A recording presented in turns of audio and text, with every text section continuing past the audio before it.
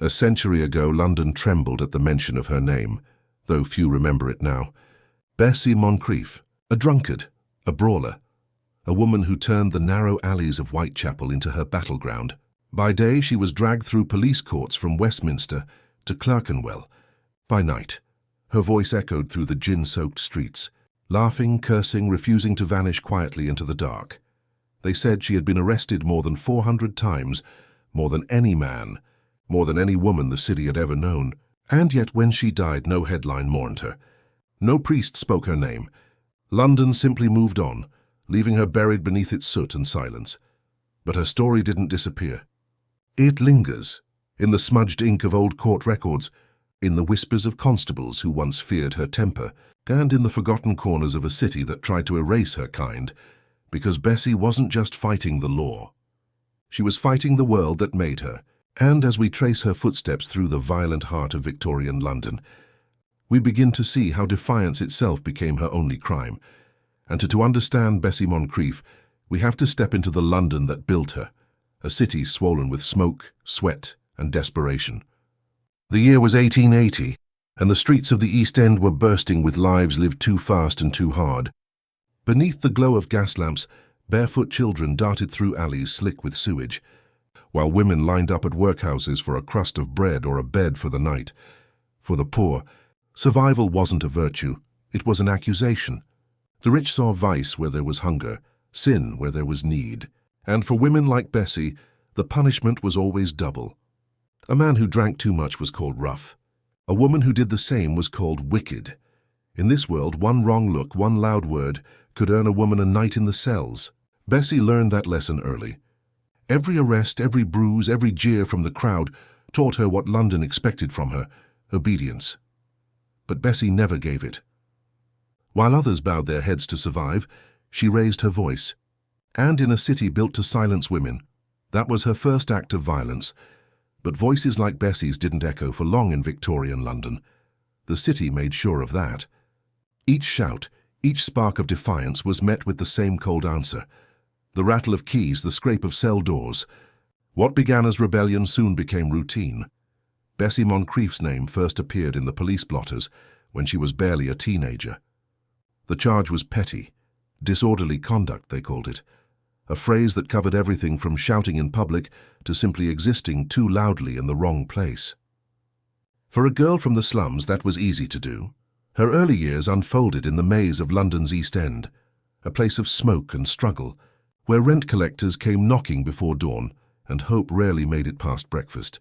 The streets were her classroom, the taverns her refuge.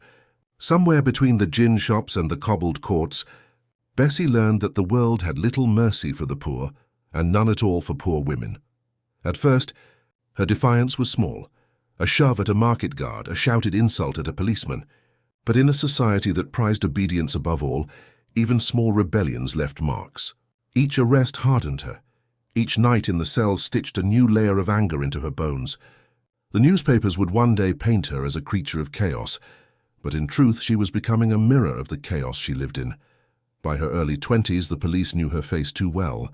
She was dragged before magistrates so often that clerks began to roll their eyes when they saw her name on the docket. They'd mutter, "Moncrieff again." Sometimes the charges were almost absurd, riotous behavior, using obscene language, disturbing the peace. In Victorian London, for a working-class woman, peace was something reserved for others. The system turned her into its own spectacle. Each trial fed the gossip columns. Each sentence gave the public another scandal to chew on. The wild woman of Whitechapel, they called her. A female brute, a disgrace to her sex. But Bessie didn't shrink under the weight of their words. She grew louder. If they expected her to weep and beg forgiveness, she gave them laughter instead. Harsh, cracked laughter that echoed down the corridors of the police court, infuriating judges who saw it as mockery. There were stories, half rumor, half record, of Bessie fighting off 3 constables in a single night, of her tearing a sergeant's coat to ribbons during an arrest, of her smashing a gin bottle over the bar when denied another drink.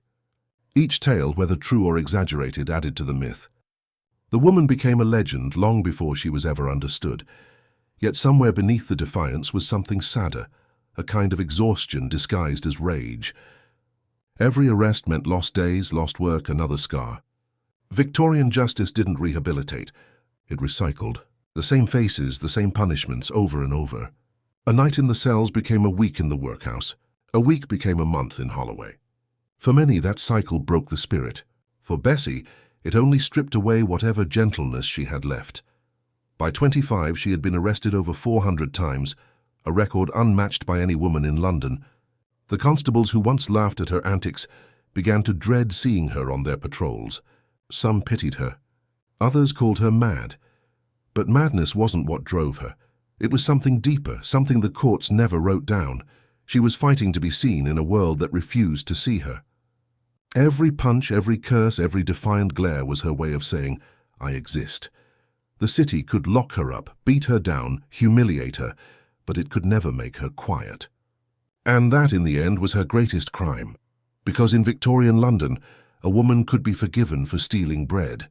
But a woman who refused to bow her head was beyond redemption. And Bessie never bowed. By the late 1880s, even the police had grown weary of her name. Bessie Moncrieff. It hung in the charge books like a curse. She was no longer just another drunk or vagrant to be hauled away. She was a problem, a public nuisance, a symbol of everything the moral reformers wanted, stamped out of London's streets. Her face had hardened. Her laughter, once wild, had turned brittle. The years of imprisonment, of sleeping on stone floors and waking to the jeers of wardresses, had left their mark. But what broke her spirit wasn't the punishment. It was the way the world began to forget her. By then, the papers had moved on to fresher scandals. The name Bessie Moncrieff appeared less in headlines and more in the small print police reports, tucked between petty thieves and beggars. She was fading, and in her defiance she refused to go quietly. One winter night in 1888, the story reached its breaking point. The East End was restless, tension thick in the air, the Ripper murders still haunting Whitechapel. The police presence was heavy, tempers short. Bessie was seen near Shoreditch High Street, already drunk, shouting at a constable who had tried to move her along. What began as an argument turned to a struggle. Witnesses later swore she fought like a wildcat, biting, clawing, screaming curses that echoed down the street. When they finally dragged her to the ground, it took 4 officers to hold her. A sergeant's nose was broken, another's uniform torn to shreds. Bessie's face was bleeding, her hair matted, but her voice, hoarse, furious, refused to stop. "You think I'll bow to you?" She spat. "Not till I'm dead."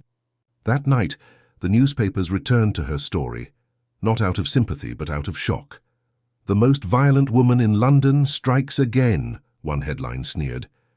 They called her a disgrace to her sex, a moral contagion, a creature beyond reform.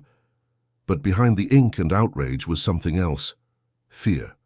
A woman like Bessie was dangerous, not just because she broke laws, but because she broke expectations. She made visible everything polite society wanted to hide: the brutality of poverty, the fury of those left behind, the hypocrisy of an empire that called itself civilized. In court the next morning, she stood trembling before the magistrate, her hands bruised and bandaged. The clerk read her record, pages and pages of prior arrests, until the courtroom filled with uneasy laughter. The magistrate, weary and exasperated, finally declared her a hopeless case. 400 arrests, he muttered, shaking his head. What more can be done? And with that, he sentenced her to the harshest punishment available: months of hard labor at Coldbath Fields Prison. The papers said she shouted all the way to the prison van. Some claimed she sang. No one knows for sure. But after that day, her name began to disappear from the records. The woman who had filled headlines, who had fought the law for a decade, simply vanished into the grey machinery of the Victorian penal system. Whether she died there or drifted into obscurity, no one recorded. London forgot her as quickly as it had condemned her, but if you listen closely to the whispers of the old court ledgers, to the yellowed newspaper clippings, her story still breathes between the lines, because that winter night wasn't just her breaking point. It was London's too, a city so desperate to silence its women that it made an example of the loudest one it ever produced. After that final arrest, Bessie Moncrieff slipped from London's memory like smoke fading from a dying lamp. There were no more headlines, no more courtroom whispers, no more laughter echoing through the police cells. The city that once fed on her defiance simply moved on, as it always did. Some say she died in prison, her body buried in an unmarked grave behind the grey walls of Coldbath Fields. Others believe she wandered the streets again, older, quieter, swallowed by the same alleys that once roared with her name. The truth, like so much of her life, was never written down, but her silence spoke volumes. It told of a city that created its own monsters, then condemned them for surviving. It told of a woman who refused to play the part London had written for her, who fought, bled, and raged against a world that only valued her obedience. By the time the century turned, no one remembered Bessie Moncrieff. Her record was reduced to ink and rumour, her story to a cautionary tale. But beneath those words lies something else, a ghost of defiance still haunting the streets that tried to bury her, because in the end, Bessie didn't vanish. She became part of the city itself, a living echo of every woman who ever dared to fight back. Maybe Bessie wasn't the most violent woman in London. Maybe she was the most visible one. Her story isn't just about crime or chaos. It's about what happens when a woman refuses to disappear in a world built to silence her. The courts called her dangerous. The papers called her mad. But all she ever did was fight back. Against hunger. Against shame. Against a city that would rather break her than understand her. Victorian London condemned her for her defiance, then buried her story in the margins. But beneath the ink and judgment, you can still feel her heartbeat, fierce, unyielding, unforgettable. And maybe that's why she matters. Because behind every name the world tried to erase, there's a story like Bessie's, one that forces us to see what history preferred to ignore. So if stories like this make you question what history forgot, if they make you look twice at the faces the world turned away from, then stay curious, keep listening, and keep remembering, because the loudest voices aren't always the ones history chooses to keep. Sometimes they're the ones it tries hardest to silence.